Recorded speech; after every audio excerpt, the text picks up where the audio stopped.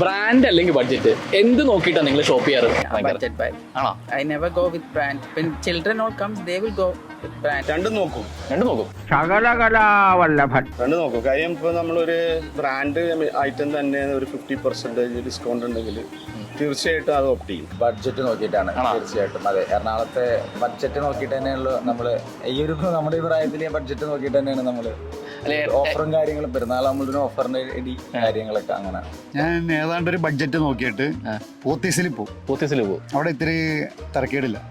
മറ്റ് സ്ഥലങ്ങളിൽ കിട്ടുന്നതിനേക്കാളും കുറച്ചും കൂടി ഈ ഐറ്റംസ് വിലക്കുറവാണ്, നമുക്ക് സാധാരണക്കാർക്ക് കൊണ്ടുപോകാൻ പറ്റുന്ന തരത്തിലാണ്. നോക്കിയിട്ട് ബഡ്ജറ്റ് നോക്കിയിട്ട് എടുക്കും.